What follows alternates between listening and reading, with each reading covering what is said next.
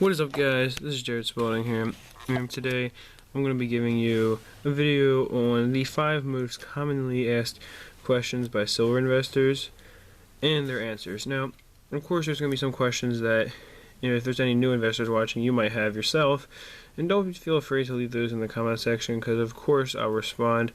And if you actually have like a really big question, I will make a video answering it. Any questions you want me to make a video on, let me know and I will. But yeah, this will be the 5 most commonly asked questions by silver investors, and or at least the questions I see the most, the 5 I see the most. These aren't in any particular order, by the way. It's just 5 questions that pretty much every newest silver investor has.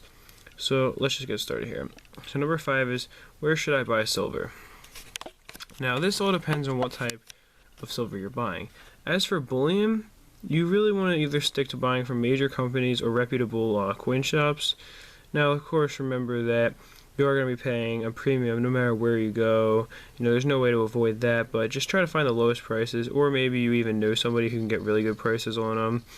And, at least for bullion, like generic bullion bars and rounds, you can either try to find somebody but don't buy from some guy in an alley who's selling it for, $40 or 10-ounce bar for like $40 under melt, because chances are it's either fake or, and even more likely, it's stolen.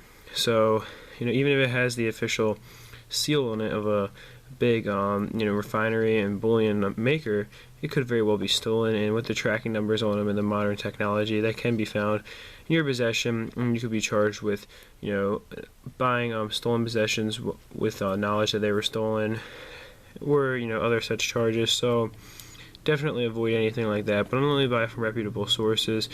Now, as for like junk silver lots and stuff, that can't really be tracked with serial numbers, and not only that, but generally that's not going to be faked, and it could be stolen, but you're going to want to go for valuable coins, not for junk silver. And a lot of times you can get good deals on junk silver if you know the right people or where to look. So that is a little bit more forgiving in terms of not getting ripped off, but there still are people, I'm sure, out there who probably could rip you off on it. And mainly though, with junk silver, it's ripping you off by making you pay a lot more than what it's worth. So make sure you always know the current value of silver prices when you're buying from anywhere. But generally, people aren't going to go out of their way just to make a fake coin with how expensive it would be. That's not, that wouldn't be actually valuable, any value above its silver melt value, than making a fake coin saying it's silver when it's not, because it's not going to be worth it enough for them to really do that. So, it's expensive enough as it is for the U.S. Mint to produce these coins, let alone somebody who doesn't have the exact template of the coins and doesn't have the same kind of machinery, plus the initial cost to produce these coins on a large scale. I'm going to get ripped off on it, but it could be stolen, and very well you could just be getting ripped off on price. So make sure you know what I'm saying. Make sure you either know the person you're buying from, or you just know the current value of silver. Try to talk people down too. And anything that's like a proof or like limited mintage or just something of numismatic value like a coin, make sure you're buying that from a reputable source. Definitely don't buy that from anywhere besides like somebody you either know and have dealt with several times, but even that might not be the best idea. Make sure you buy from somebody very reputable with that, because you can easily get ripped off with a coin that's worth hundreds or even thousands, or some kind of like limited run series. Now, to get to number 4 here, how do I know a coin's value? Well, actually, there's a few ways to determine it. For one, with the internet being such a abundant resource at this point, you can easily look up any coin's average value, see what they're selling for through various websites, as well as seeing their average value in different conditions. Or, and like what I've done here, you can pick up the official Blue Book here, which has the entire United States mintage, including not only every silver coin, but as well as gold pieces and proof and mint sets, as well as bullion and private and other issues of gold and silver. So this is definitely a book worth at least taking a look at.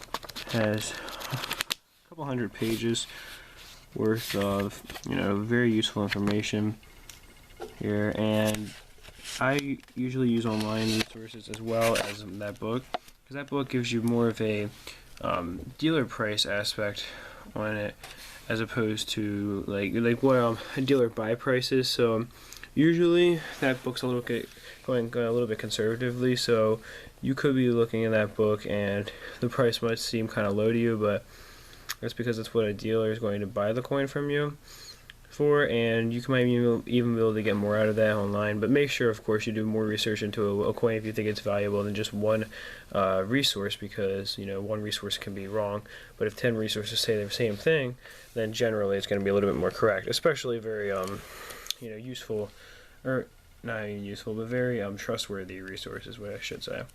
Now, number 3 is, how can I get good deals on silver? Well, unlike gold, you can not easily, but it is possible to buy silver for under a mil. Because whenever anyone hears gold, they're always going to pay over a mil for it. But silver, usually the same type of things going on in auctions, but there's a few things where you can get good deals. For one, you can always try coin roll hunting, although that is very time consuming and very expensive to do. Now, of course, you're buying its face value worth of coins, so you can turn them back into the bank, but you need to have $1,000 initially if you want to do $half and expect to get the $half or dollar coins and expect to even get any silver. And you can expect a lot of times you won't, even with $1,000 worth of them. So definitely a very time consuming as well, because you have to look through so many coins. But another good way is just to go to yard sales and garage sales, things like that. And this, I'm talking about looking for junk silver. Do not buy somebody who's claiming to have a I'm trying to think of a good example of a valuable silver coin. And just like, I don't know, something like even as simple as like a 1921 mercury dime. If someone says they have one, it doesn't mean it's actually going to be real. And even if it is certified, let's say it's PCGS certified, if you go to the website, the PCGS number might lead to the same coin, but not the same exact coin that's inside the holder. And so it is possible to fake it even if it is certified and you're not buying from a top resource with that. But junk silver can be purchased for very good prices at these places, and you can also find good deals on it online when you're buying in bulk. So you have to have some money together to do this, but like I said in another video, money does talk. And if you're willing, even if it's slightly under melt, if you're buying in huge bulk and relieving someone of a bunch of silver they're trying to sell quickly, I'm not talking about through a big company, but somebody who's smaller, has a lot of silver coins that may have inherited, or they just want to sell them off because they have to, they have to pay some bills, then you can definitely get some good deals there. Now, number 2 is, what type of silver should I buy? Now, this is really up to, there's 2 answers I have for this. First of all, it's up to what type of investor you are. But secondly, I personally think you should diversify into all types of silver. Now, this meaning junk silver, junk constitutional, numismatically valuable silver, and different forms of bullion. This is because each one has a different potential. I've explained this before, but I'll go over it real quickly here. Each type of silver has a different potential value. If something certain happens to the silver prices, something exact, or just silver itself, like if, let's say, the U.S. decided to start melting down silver coins. Now, I do know this has happened in the past, but I mean right now, they decided to round up all the silver coins they could instead of just letting them float around circulation. They decided to round up all the ones they could. And of course, they can't take them from you. I'm not saying they're going to violate your constitutional rights here. I'm not talking about like a silver shortage, but let's say silver prices are just going up rapidly, and they want a lot of silver to be, added, and they're like, well, these coins, they're silver, but they're worth a lot more than face value, so, we should just melt them down to add some more silver to our economy. And let's say they decide to melt down millions upon millions of silver coins. Now, this means 2 things. What was once considered junk silver, like common dates and stuff, all of a sudden becomes a little bit rarer. All these dates will become a little bit harder to come across. And for 2, the dates that are rare will become even more rare and more valuable, and that coin itself, the entire denomination will be a lot harder to come across. And U.S. coins will gain a lot of value internationally because For the entire country, there will be a lot less silver coins floating around to buy or just in circulation. So every coin will be worth at least a little bit over melt, and some of them could be double or even triple in value compared to what they were before, especially numismatically valued coins. So that's where constitutional has a lot of potential. But in a situation where the silver price, just quadruples really quickly over a short period of time, I'm not saying it's going to, but if it were to do this, then junk silver again would have a lot of potential, and also generic bullion would have a lot of potential. So that's why you should diversify. So even if one silver would actually not get as much money on as another type, and you need to sell it, so you can sell one type and still hold on to the other, or if you just want to keep it all, you can see your silver grow in value a lot, no matter what kind of silver you have, instead of taking a risk and hoping that whatever you're predicting is going to come true, because nobody can predict the silver price. And while some people have enough money to control it, nobody can completely control the silver market. So, and I'm assuming if you're watching this video, then you're not going to be some super rich guy who has millions of ounces of silver anyway, because you probably wouldn't be taking advice from somebody else if you did. Now, number one finally on the list here is, how much should I spend and how much will I make?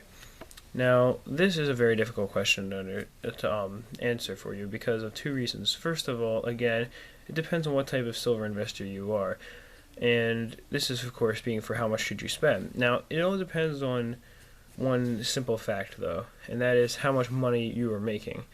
I'd say if you can afford it, I'm not saying you have to give up, make 80% of your paycheck to rent and stuff like that, necessities, but I'm saying let's say, you're at most of your paycheck you get to keep because you're making a decent amount of money. I'd say 10% of every paycheck you get, you should put into silver.